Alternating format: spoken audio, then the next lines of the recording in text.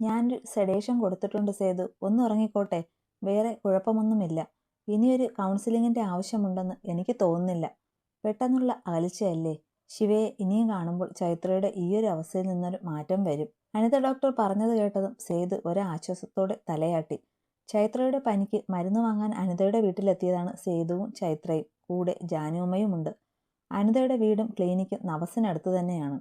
ശിവമോളുടെ കല്യാണം കഴിഞ്ഞുവെന്ന് ജാനുമ്മ പറഞ്ഞു. ഞാനിവിടെ ഇല്ലാതിരുന്നത് കൊണ്ടാണോ സേതു എന്നെ നീ അത് അറിയിക്കാതിരുന്നത്? അനിതയുടെ വീടിന്റെ ഗാർഡനിലേക്ക് ഇറങ്ങി നടക്കുന്നതിനിടയിൽ സേതുവിനോട് അവർ ചോദിച്ചു. ജാനുമ്മയും ചൈത്രയും അകത്ത് കൺസൾട്ടിംഗ് റൂമിലാണ്. അനിത കുറച്ചു ദിവസമായി ഒരു മെഡിക്കൽ കോൺഫറൻസ് അറ്റൻഡ് ചെയ്യാൻ ചെന്നൈയിലായിരുന്നു. ഇന്നലെയാണ് എത്തിയത്. അല്ല, തന്നോട് മോളുടെ കല്യാണക്കാര്യം പറയാതിരുന്നത് മനഃപൂർവ്വമാണ്. അവളുടെ ചെക്കൻ ഏത് വീട്ടിലെയാണെന്ന് അറിഞ്ഞാൽ താൻ ഈ കല്യാണത്തിന് എതിർക്കും എന്നെനിക്ക് തോന്നി. സേതു പറഞ്ഞതും അനിത അവനെ ഒന്ന് നോക്കി. എന്താ സേതു ഈ പറയുന്നേ? എന്താ നീ അങ്ങനെ പറഞ്ഞേ? എന്റെ ശിവമോളെ എങ്ങോട്ടേക്കാ നീ കെട്ടിച്ചു വിട്ടത്? അനിതയുടെ വാക്കുകളിൽ രോഷം കലർന്നു. മാണിക്യമംഗലത്തേക്ക്. അവിടുത്തെ മഹേന്ദ്രവർമ്മയുടെ ഏക മകൻ ഡോക്ടർ വൈഭവ് മഹേന്ദ്രനാണ് ശിവയെ വിവാഹം ചെയ്തത്. അനിതയെ നോക്കി ഒരു ചെറുചിരിയോടെ സേതു അത് പറഞ്ഞതും അയാളിൽ നിന്ന് കേട്ട വാക്കുകളിൽ ഞെട്ടി നിന്നു അനിത. കുഞ്ഞേട്ടൻ കുഞ്ഞായിരുന്നപ്പോൾ മഹി അച്ഛന്റെ ആദ്യ ഭാര്യയായിരുന്ന സൗപർണിയാമ്മ മരിച്ചുപോയി. അത് കഴിഞ്ഞ് മഹി അച്ഛൻ സൗദാമിനി എന്ന സുധാമ്മയെ കല്യാണം കഴിക്കുന്നേ. അപ്പോ ഡോക്ടറുടെ സ്വന്തം അമ്മ അല്ലേ സുധ മേഡം? അല്ല, കുഞ്ഞേട്ടന്റെ അമ്മ സൗപർണികാമ്മയാ. കുഞ്ഞേട്ടൻ അമ്മയുടെ പെറ്റായിരുന്നു അത്രേ. അമ്മ മരിച്ചു കഴിഞ്ഞ് കുഞ്ഞേട്ടന്റെ അച്ഛൻ രണ്ടാമത് വിവാഹം കഴിച്ചത് ഏട്ടന് ഒട്ടും ഇഷ്ടമല്ലായിരുന്നു. ഇപ്പോഴും കുഞ്ഞേട്ടന് സുധ അമ്മയെ ഇഷ്ടമല്ല. ഓഹോ, അപ്പോ അതാണ് ഡോക്ടർക്ക് സുധാമേടത്തോടുള്ള അകൽച്ച. അപ്പു പറയുന്നത് കേട്ട ശിവ മനസ്സിലോർത്തു. അപ്പുവിന്റെ മുറിയിലെ കട്ടിലിരിക്കുകയാണ് അവരിരുവരും. അല്ല, സൗപർണായമ്മ എങ്ങനെയാ മരിച്ചത്? ഒട്ടൊരു നിമിഷത്തെ ആലോചനയ്ക്ക് ശേഷം ശിവ ചോദിച്ചു. അതെനിക്ക് അറിയില്ല ഏട്ടത്തിയമ്മേ. ഞാനും ആദ്യം ഒന്നും അന്ന് ജനിച്ചിട്ടുകൂടിയില്ല. പിന്നെ സൗപർണികാമ്മയെ പറ്റിയോ അമ്മയുടെ മരണത്തെപ്പറ്റിയോ ഇവിടെ അങ്ങനെയൊന്നും ആരും സംസാരിക്കില്ല. ഇത്രയും തന്നെ ഒരിക്കൽ ഞാൻ വിദ്യാപ്പച്ചി പറയുന്നത് കേട്ടതാ. അപ്പു പറഞ്ഞതും ശിവ ഒന്ന് മൂളി. പിന്നെ സൗപർണികാമ്മയുടെ അനിയത്തിയാ സുധ അമ്മ. അപ്പോൾ വീണ്ടും പറഞ്ഞത് കേട്ടതും ശിവ ഒന്ന് ഞെട്ടി. അപ്പോ നിന്നെ മുത്തശ്ശി തിരക്കുന്നുണ്ട്. പെട്ടെന്നാണ് മുറിയുടെ വാതിലിനടുത്ത് വന്ന് ആരതി പറഞ്ഞത്. എന്തിനാ ആരു? അറിയില്ല. നിന്നോടും പിന്നെ ഈ ആളോടും താഴേക്ക് ചെല്ലാൻ പറഞ്ഞു. ആരതി ശിവയെ ഒന്ന് പാളി നോക്കി അപ്പുവിനോട് പറഞ്ഞു. ശിവയ്ക്ക് അവളുടെ പറച്ചിൽ കേട്ട് ചിരി വന്നു. ഈ ആളോ? ഇത് നിന്റെ ഏട്ടത്തിയമ്മയെ ആരു? നിന്റെ ഏട്ടന്റെ ഭാര്യ. അതിനെ ആരെങ്കിലും പറഞ്ഞു തരണോ നിനക്ക്? നീ ഇങ്ങനെയാണോ ഏട്ടത്തിയമ്മയോട് സംസാരിക്കുന്നേ? അപ്പു ആരതിയോട് തട്ടിക്കേറി. ആരതിയിൽ നിന്ന് അങ്ങനെയൊരു സംസാരം കേട്ട അപ്പുവിന് അതിശയമായിരുന്നു. കാരണം അഞ്ജലി ചേച്ചിയെ പോലെയല്ല ആരതി. ചേച്ചി കുശുംബിയാണെങ്കിലും ആരതി ഒരു പാവമാണെന്ന് അപ്പുവിനറിയാം. ആരോടും എന്താ സംസാരിക്കേണ്ടതെന്ന് എനിക്കറിയാം. അത് നീ എന്നെ പഠിപ്പിക്കേണ്ട. മുഖം കറുപ്പിച്ച് അത്രയും പറഞ്ഞ് ആരതി മുറിയിൽ നിന്ന് ഇറങ്ങിപ്പോയി. ഈ പെണ്ണിനെ ഇന്ന് ഞാൻ വിടപ്പോ, സാരമില്ല. നീ വാ, നമുക്ക് താഴെ മുത്തശ്ശിയുടെ അരികെ പോകാം. ആരതിക്ക് പുറകെ പോകാൻ തുനിഞ്ഞ അപ്പുവിനെ ശിവ തടഞ്ഞു. ആരതിയെ പിന്നെ പൊക്കാമെന്നോർത്ത് അപ്പു ശിവയുമായി താഴേക്ക് നടന്നു. ഏട്ടത്തിയമ്മയ്ക്ക് സൗപർണിക അമ്മയെ കാണണ്ടേ? ദാ അതാ. ഹാളിലെത്തിയതും അപ്പു ഒരു ചിരിയോടെ പറയവേ അവള് കൈ ചൂണ്ടിയിടത്തേക്ക് നോക്കി ശിവ. നടുമുറിയിലെ വലിയ ചുവരിൽ ഒറ്റ നടുക്കായി തൂക്കിയിട്ടിരിക്കുന്ന വലിയ ഫോട്ടോയിലേക്ക് ശിവയുടെ കണ്ണുകൾ പോയി. സൗപർണിക. ശിവയുടെ കണ്ണുകൾ ആ മുഖത്തൂടി കൂടി നടന്നു. അത്രയ്ക്ക് സൗന്ദര്യമുണ്ടായിരുന്നു ആ മുഖത്തിന്. വിടർന്ന കണ്ണുകളും നുണക്കുഴി കവളുകളും ഒക്കെയായി ആര് കണ്ടാലും കണ്ണെടുക്കാതെ നോക്കി നിൽക്കുന്ന ഒരുതരം വശ്യ സൗന്ദര്യമാണ് സൗപർണിക എന്നവൾക്ക് തോന്നി. എന്തായിരിക്കും ഈ അമ്മയ്ക്ക് സംഭവിച്ചത്? എങ്ങനെയായിരിക്കും സൗപർണിക അമ്മ മരിച്ചത്? ആ ഫോട്ടോയിലേക്ക് നോക്കി നിൽക്കെ ശിവ സ്വയം ചോദിച്ചു. ശിവയും അപ്പവും കൂടെ മുത്തശ്ശിയുടെ മുറിയിലേക്ക് ചെന്നപ്പോൾ കണ്ടത് കട്ടിലിൽ കാല് നീട്ടിയിരിക്കുന്ന മുത്തശ്ശിയുടെ മടിയിൽ തല വെച്ച് കണ്ണുകൾ അടച്ചു കിടക്കുന്ന വൈഭവിനെയാണ്. ഓ, കടുവ ഇവിടെ ഉണ്ടായിരുന്നോ? വൈഭവിനെ കണ്ട ശിവയുടെ ചുണ്ടൊന്ന് കൂർത്തു. ശിവയെ കണ്ടതും അവൻ മുത്തശ്ശിയുടെ മടിയിൽ നിന്ന് ചാടി എഴുന്നേറ്റ് മുറിക്ക് പുറത്തേക്ക് പോയി. പോകും വഴി അവളെ ഒന്ന് നോക്കി ദഹിപ്പിക്കുകയും ചെയ്തു. ശിവ പക്ഷേ വലിയ കുലുക്കമൊന്നുമില്ലാതെ നിന്നു. എന്താ മുത്തശ്ശി വിളിച്ചേ? അപ്പു മുത്തശ്ശിയോട് ചോദിച്ചു. ശിവമോളങ്ങ് അടുത്തേക്ക് വന്നേ. മുത്തശ്ശി കൈനീട്ടി വിളിച്ചതും ശിവ ഒരു ചിരിയോടെ അവർക്കടുത്തേക്ക് ചെന്നിരുന്നു. എന്തേ, രണ്ടുപേരും തമ്മിൽ വല്ല വഴക്കുമുണ്ടായോ? ഏയ്, വഴക്കോ? ഇല്ല. അതെന്താ മുത്തശ്ശി അങ്ങനെ ചോദിച്ചേ? മുത്തശ്ശി ചോദിച്ചത് കേട്ട് ശിവ ഒരു പതർച്ചയോട് ചോദിച്ചു. അല്ല, ഉണ്ണിക്ക് എന്തേലും വിഷമം വരുമ്പോഴാ, അല്ലേൽ അനിയുമായി അവൻ എന്തേലും വഴക്കിടുമ്പോഴാണ് ഇങ്ങനെ ഓടി വന്ന് എൻ്റെ മടിയിൽ കിടക്കുന്നത്. അതൊരു ശീല. അതാ ഞാൻ മോളോട് ചോദിച്ചേ, നിങ്ങൾ തമ്മിൽ എന്തേലും വഴക്കുണ്ടായോ എന്നും. മുത്തശ്ശി പറഞ്ഞപ്പോഴാണ് നേരത്തെ ഡോക്ടറുമായി ഉണ്ടായ സംസാരം അവൾ ഓർത്തെ. താൻ പറഞ്ഞതിൽ ഇനി വല്ല സങ്കടവും തോന്നിക്കാണുമായിരിക്കും ഡോക്ടർക്ക്. അത് മുത്തശ്ശി, വേറൊന്നുമില്ല. ഞങ്ങൾ തമ്മിൽ ചെറിയൊരു വാക്ക് തർക്കം, അത്രയുള്ളൂ. തോന്നി. സാരമില്ല. കുഞ്ഞു പ്രായത്തിൽ തന്നെ ഒരുപാട് അനുഭവിച്ച കുട്ടിയെ മോളെ അവൻ. കുറച്ച് ദേഷ്യമുണ്ടെന്നേ ഉള്ളൂ. പാവ.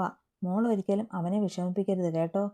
ശിവയുടെ നെറുകയിൽ ഒന്ന് തലോടി അവർ പറഞ്ഞതും ശിവ അലസമായി ഒന്ന് മൂളി. ഡോക്ടറുടെ തനി നിറം ഈ പാവത്തിന് അറിയില്ലല്ലോ എന്നവൾ ഓർത്തു. വൈഭവ് നേരെ തൻ്റെ മുറിയിലെത്തി ഒന്ന് ഫ്രഷായി. കുളി കഴിഞ്ഞിറങ്ങുമ്പോഴാണ് ബെഡിൽ കിടന്നു നിർത്താതെ റിങ് ചെയ്യുന്ന തൻ്റെ ഫോൺ അവൻ കണ്ടത്. അത് സിദ്ധുവിൻ്റെ കോളാണെന്ന് കണ്ടതും അവൻ വേഗം ചെന്ന കോളെടുത്തു. ഡാ, എന്തായി? വൈഭവ് ചോദിച്ചു. എല്ലാം സെറ്റ്. രാവിലെ മുതൽ നമ്മുടെ കമ്പനിയുടെയും ഗ്രൂപ്പുകളിലെയും സോഷ്യൽ മീഡിയ വഴിയും ഒക്കെ നിന്റെ വിവാഹത്തിൻ്റെ ഫോട്ടോയും ഡീറ്റെയിൽസും സ്പ്രെഡ് ചെയ്തിട്ടുണ്ട്. ആ കൂട്ടത്തിൽ നീ പറഞ്ഞതുപോലെ നവസ് എന്ന സ്ഥാപനത്തെ രഹസ്യമായി സംരക്ഷിച്ചത് നീയാണ് എന്നതുമുണ്ട്. സിദ്ധു പറഞ്ഞത് കേട്ടതും വൈഭവിൻ്റെ ചുണ്ടിൽ ഒരു വിജയച്ചിരി വിരിഞ്ഞു. തൻ്റെ പ്ലാനിൻ്റെ ആദ്യപടി നടന്നിരിക്കുന്നു എന്നവൻ സന്തോഷത്തോടെ ഓർത്തു. അങ്ങനെ തന്നെ പോകട്ടെ സിദ്ധ. ഇത് നമ്മുടെ ഷെയർ ഹോൾഡേഴ്സിനെല്ലാം ഈ ന്യൂസ് ചെല്ലണം. അവരെല്ലാം ഇതറിയണം. മാക്സിമം സ്പ്രെഡ് ചെയ്തോ. പിന്നെ നമ്മളാണ് ഈ ന്യൂസ് ലീക്ക് ചെയ്തതെന്ന് പുറത്തു വരാതെ നീ നോക്കണം. അത് നീ പ്രത്യേകം പറയണോ വിച്ചു? അതൊക്കെ ഞാൻ നന്നായി ചെയ്തോളാം. നീ ഇനി വരാൻ പോകുന്ന ബോർഡ് മീറ്റിങ്ങിന് വേണ്ടി തയ്യാറാവും. എൻ്റെ അറിവ് ശരിയാണെങ്കിൽ ഉടനെ തന്നെ ഒരു ബോർഡ് മീറ്റിംഗ് വിളിപ്പിക്കും. അത് തന്നെയാണല്ലോ എനിക്കും വേണ്ടത്. ഒരു ഗൂഢമായ ചിരിയോടെ വൈഭവ് പറഞ്ഞു നിർത്തി. സിദ്ധുമായുള്ള ഫോൺ സംസാരം കഴിഞ്ഞ് തിരിയുമ്പോഴാണ് തൻ്റെ പിറകിൽ നിൽക്കുന്ന ശിവയെ അവൻ കണ്ടത്. എന്താ? പെട്ടെന്ന് അവളെ കണ്ടപ്പോൾ അവളിപ്പോൾ താൻ പറഞ്ഞതൊക്കെ കേട്ടോ എന്നൊരു പതർച്ച അവനുണ്ടായെങ്കിലും അത് മറച്ച് അവൻ ഗൗരവത്തോടെ ചോദിച്ചു. നാളെ രാവിലെ നമ്മൾ ഒരുമിച്ച് അമ്പലത്തിൽ പോകണമെന്ന് മുത്തശ്ശി പറഞ്ഞു. ഇന്ന് വൈകുന്നേരം നിങ്ങളോട് അത് പറയാം എന്നോർത്തതാ. പിന്നെ ഓർത്തു ഇന്നലത്തെ പോലെ നിന്ന നിൽപ്പിൽ നിങ്ങൾ മുങ്ങിയാലോ എന്ന്. അതാ കയ്യോടെ വന്ന് പറഞ്ഞത്. നിന്റെ ഒപ്പം അമ്പലത്തിൽ പോകാനോ? എന്നെ കിട്ടില്ല അതിന്. പോകാൻ അത്ര ആശയാണെങ്കിൽ മോള് ഒറ്റയ്ക്കങ്ങ് പോയാൽ മതി, അവൻ പുച്ഛത്തോടെ പറഞ്ഞു. അങ്ങനെ പറഞ്ഞാൽ എങ്ങനെയാ ഡോക്ടറെ ശരിയാവുന്നേ? എൻ്റെ മുന്നിൽ നിൽക്കുന്ന ഈ മിസ്റ്റർ വൈഭവ് മഹേന്ദ്രവർമ്മ നാളെ തൻ്റെ ഭാര്യയായി ശിവാമി വൈഭവിനോടൊപ്പം അമ്പലത്തിൽ പോയിരിക്കും. കൈകൾ രണ്ടും മാറോട് ചേർത്ത് കെട്ടി അവൻ്റെ മുഖത്തേക്ക് നോക്കി ഉറപ്പോടെ പറയുന്നവളെ വൈഭവ് സംശയത്തോടെ നോക്കി. ഇല്ലേൽ? വൈഭവിൻ്റെ നെറ്റി ചുളിഞ്ഞു. ഇല്ലെങ്കിൽ നവസ് എന്ന ഞങ്ങളുടെ ഹോം അതോ നിങ്ങളുമായി ദാ ഈ വീഡിയോയിൽ പറയുന്ന പോലെ യാതൊരു ബന്ധവുമില്ലെന്നും ചാരിറ്റി എന്നും പറഞ്ഞ് ഒരു ചില്ലി കാശ് പോലും നിങ്ങൾ നവസിന് വേണ്ടി മുടക്കിയിട്ടില്ലെന്ന് ഞാൻ പറയും. അത് നിഷ്പ്രയാസം തെളിയിക്കാനും എനിക്ക് പറ്റും ഡോക്ടറെ. ശിവ തൻ്റെ കയ്യിലെ ഫോണിലുണ്ടായിരുന്ന വീഡിയോ കാണിച്ചു പറഞ്ഞതും വൈഭവ് ഒരു നിമിഷം ഞെട്ടി. നീ എൻ്റെ കോൺട്രാക്ട് വൈഫാണ് ശിവാമി. 1 വർഷത്തേക്ക് എൻ്റെ കീഴിൽ ജോലി ചെയ്യുന്നവർ. അത് മറക്കരുത് നീ. എന്നെ ചോദ്യം ചെയ്യാൻ നിനക്ക് പറ്റില്ല, അവൻ തിരിച്ച് അവളോട് പറഞ്ഞു. ഇല്ല, പക്ഷേ നമ്മൾ തമ്മിലുള്ള ആ കോൺട്രാക്റ്റിൽ എൻ്റെ വീടിനെ പറ്റിയോ അവിടെ ഉള്ളവരെ പറ്റിയോ പറഞ്ഞിട്ടില്ല. പക്ഷേ എൻ്റെ അച്ഛന് വേണ്ടിയ ആ കോൺട്രാക്റ്റ്. പക്ഷേ നിങ്ങൾ അന്ന് അത് എന്നോട് ഒപ്പിട്ട് വാങ്ങുമ്പോൾ അത് നവസ് മുന്നിൽ കണ്ടിട്ടാണെന്ന് ഞാനിപ്പോഴല്ലേ അറിഞ്ഞത്. ശിവയുടെ വാക്കുകൾ വൈഭവിനെ ഒരു നിമിഷം നിശബ്ദനാക്കി. സൗപർണിക തനിക്ക് തിരികെ കിട്ടാൻ താൻ കളിച്ച കളിയാണ് ഇതെന്ന് ഇവൾ വഴി എല്ലാവരും അറിഞ്ഞാൽ പിന്നെ താനേ കളിച്ചതൊക്കെ വെറുതെയാവും, അവൻ ഓർത്തു. ആവശ്യം നിനക്കുമുണ്ടായിരുന്നല്ലോ ഇല്ലേ? അതുകൊണ്ട് നീ മാത്രമാണ് ശരി എന്ന് വിചാരിക്കണ്ട. എനിക്ക് ഏറ്റവും വേണ്ടപ്പെട്ട ഒന്നിനു വേണ്ടി എടുക്കാനാണ് വൈഭവ് ഈ കളി കളിച്ചത്. ഇതുകൊണ്ട് നിനക്കും ഗുണം തന്നെയല്ലേ ഉള്ളൂ, അവനൊരു അയഞ്ഞ സ്വരത്തിൽ അവളോട് പറഞ്ഞു. അവനിൽ പെട്ടെന്നുണ്ടായ മാറ്റം കണ്ടതും ശിവയുടെ ചുണ്ടിൽ ഒരു ചിരി വിരിഞ്ഞു. അല്ലെന്ന് ഞാൻ പറഞ്ഞില്ല ഡോക്ടറെ. ശരിയാണ്, നിങ്ങൾ എനിക്ക് ചെയ്ത സഹായം ചെറുതല്ല. അതിൻ്റെ കടപ്പാട് തന്നെയാണ് നിങ്ങളുടെ കോൺട്രാക്റ്റ് ഞാൻ സൈൻ ചെയ്തത്. പക്ഷേ ഇപ്പോൾ ഇവിടെ ആവശ്യക്കാരൻ നിങ്ങളാണ്. ഇനി മുന്നോട്ട് നമ്മൾ തമ്മിൽ സഹകരിച്ചു പോയാൽ നിങ്ങൾക്കാണ് അതിൻ്റെ ഗുണം കിട്ടാൻ പോകുന്നത്. അതൊന്ന് ഓർത്തൂടെ? എങ്ങനെ?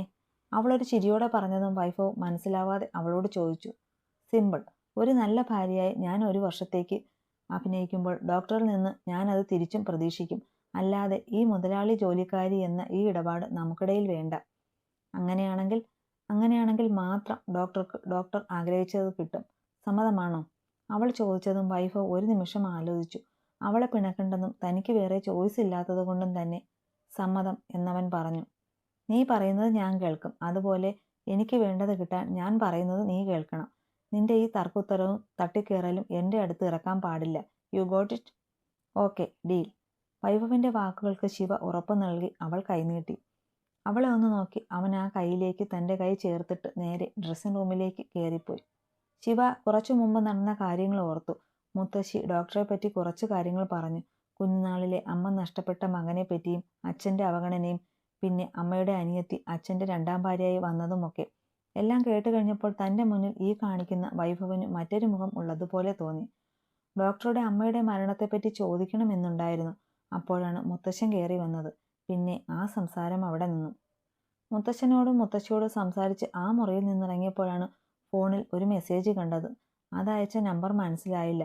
ഒരു നിമിഷം ആ വീഡിയോസും ന്യൂസും കണ്ടു ഞെട്ടിയെങ്കിലും പിന്നെ മനസ്സിലായി ഡോക്ടർ എന്തിനു വേണ്ടിയാണ് എന്നെ ഒരു കോൺട്രാക്ട് വിവാഹം കഴിച്ചതെന്ന്.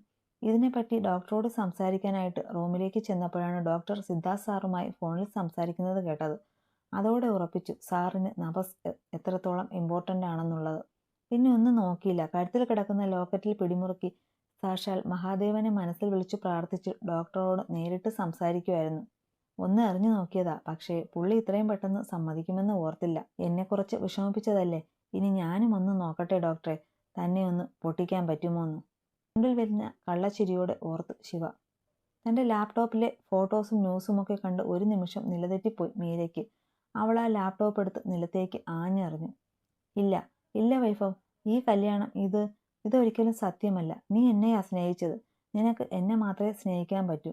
നിന്റെ താലിക്ക് അവകാശം പറയാൻ അങ്ങനെ മറ്റൊരുത്തിയെ അനുവദിക്കില്ല ഈ മീര. ഇരു കൈകൾ കൊണ്ടും അവൾ തൻ്റെ മുടിക്ക് കൊരുത്തു പിടിച്ച് അലറി. അന്ന് ആനന്ദ് പറഞ്ഞപ്പോൾ വിശ്വസിച്ചില്ല. പക്ഷേ ഇപ്പോൾ ഈ ന്യൂസ് കണ്ടപ്പോൾ ഉറപ്പിച്ചു. വൈഭവിൻ്റെ കല്യാണം കഴിഞ്ഞുവെന്ന്. ഒരിക്കലും നടക്കില്ല എന്ന് വിചാരിച്ചത് നടന്നിരിക്കുന്നു. അവൾ നിലത്ത് കിടന്ന ലാപ്ടോപ്പിലെ പൊട്ടിയ സ്ക്രീനിൽ തെളിഞ്ഞ ശിവയുടെ ഫോട്ടോയിലേക്ക് നോക്കി. എന്നെങ്കിലും അവനെ വീണ്ടും എനിക്ക് തന്നെ കിട്ടുമെന്ന് കാത്തിരിക്കുമായിരുന്നു. അപ്പോഴാണ് നീ വന്നത്. തരില്ലടി നിനക്കവനെ ഞാൻ. അവനൊപ്പം സുഖിച്ചു ജീവിക്കാൻ അനുവദിക്കില്ല ഈ മീര. ആ പൊട്ടിയ സ്ക്രീനിലേക്ക് കാലിലെ ഹൈഹീൽഡ് ചെരുപ്പ് ഒന്ന് ആഞ്ഞു ചവിട്ടി മീര. പിറ്റേന്ന് രാവിലെ കണ്ണിലേക്ക് വെട്ടത്തിനൊപ്പം വെള്ളത്തുള്ളികൾ കൂടി വീണതും വൈഭവ് കണ്ണ് ചിമ്മി തുറന്നു. അപ്പോൾ കണ്ടു കണ്ണാടിക്ക് മുന്നിൽ നിന്ന് നനഞ്ഞ മുടി പിറയിലേക്കിട്ട് കോതുന്ന ശിവയെ. കുളി കഴിഞ്ഞ് ഇറങ്ങിയതിലാവണം അവളുടെ മുടിയിഴകളിൽ പറ്റിയിരിക്കുന്ന വെള്ളത്തുള്ളികൾ അവൾ കൈകൊണ്ട് കോതുമ്പോൾ തെറിക്കുന്നുണ്ട്. അത് തൻ്റെ മേലേക്കും തുള്ളിത്തുള്ളിയായി വീഴുന്നുണ്ട്. രാവിലെ എനിക്കൊരു കുളി പതിവുള്ളതാ. വെറുതെ നീ ആയിട്ട് എന്നെ കുളിപ്പിക്കേണ്ട. ഒരു മുഷിപ്പോടെ പറഞ്ഞുകൊണ്ടവൻ കട്ടിലിൽ എഴുന്നേറ്റിരുന്നു. എന്താ പറഞ്ഞേ? അവൻ്റെ ചോദ്യം കേട്ട് പെട്ടെന്ന് തിരിഞ്ഞ് ശിവ ചോദിച്ചതും അവളുടെ വേഷം അവൻ്റെ കണ്ണിലുടക്കി. നല്ല വീതിയുള്ള ഒരു മെറൂൺ ഗോൾഡൻ കസവ് സാരിയും മെറൂൺ കളർ ബ്ലൗസുമാണ് അവൾ ഉടുത്തിരിക്കുന്നത്. സാരി പ്ലേറ്റ് എടുക്കാതെ വിരിച്ചിട്ടിരിക്കുവാണ്. ഒരു നിമിഷം അവൻ്റെ പൂച്ച കണ്ണുകൾ ശിവയിൽ തന്നെ തങ്ങി നിന്നു. ഹലോ ഡോക്ടറെ, വല്ലതും പറഞ്ഞോ ഇപ്പോൾ? അവൾ അവൻ്റെ മുഖത്തിന് നേരെ ഒന്ന് വിരലുകൾ കൊണ്ട് ഞൊട്ട വിട്ട് ചോദിച്ചതും അവൻ തലയൊന്നു കുടഞ്ഞു. നീ എങ്ങോട്ടാ ഇത്ര രാവിലെ, അതും ഈ കഥകളി വേഷത്തിൽ? അവനൊന്ന് മൂരി നിവർന്ന് കട്ടിലിൽ നിന്ന് എഴുന്നേറ്റ് അവളോട് ചോദിച്ചു. ആ അത് ശരി, ഇന്നലെ പറഞ്ഞതൊക്കെ ഇത്ര പെട്ടെന്ന് മറന്നോ? ഇന്ന് രാവിലെ അമ്പലത്തിൽ പോകണമെന്ന് പറഞ്ഞതല്ലേ? ഓ ഞാനില്ല, എനിക്കെങ്ങും വയ്യ. അവൻ മുഷിപ്പോടെ പറഞ്ഞ് ബാത്റൂമിലേക്ക് നടന്നു. ഡോക്ടർമാർക്ക് പൊതുവെ മറവി ഉണ്ടാകില്ലെന്ന എൻ്റെ വിശ്വാസം. അതോ ഇന്നലത്തെ ഡീലിൻ്റെ കാര്യം ഞാൻ ഒന്നുകൂടി ഓർമ്മിപ്പിക്കണോ? അവൾ ഇരുകൈയും എളിക്ക് കുത്തി ഒരു കള്ളച്ചിരിയോടെ അവനോട് പറഞ്ഞു. ബാത്റൂമിലേക്ക് കയറും വഴി വൈഭവ് ഒന്ന് നിന്നു. അല്ല, കല്യാണം കഴിഞ്ഞ കാര്യം ഇപ്പോൾ എല്ലാവരും അറിഞ്ഞിട്ടുണ്ടാകുമല്ലോ. അപ്പോൾ ഭർത്താവില്ലാതെ ഞാൻ ഒറ്റയ്ക്ക് അമ്പലത്തിൽ പോയാൽ അത് ആളുകൾക്ക് സംശയമാവില്ലേ? അതുകൊണ്ട് വിളിച്ചതാട്ടോ ഞാൻ. ഇയാൾക്കിനി പോകാൻ ഇഷ്ടമില്ലെങ്കിൽ വരണ്ട. വൈഭവിനെ ഏറ് കണ്ടിട്ട് നോക്കി അവൾ പറഞ്ഞു. ഒരു 20 മിനിറ്റ്സ്. താൻ താഴേക്ക് പൊയ്ക്കോ. അപ്പോഴേക്കും ഞാൻ റെഡിയായി എത്തിയേക്കാം.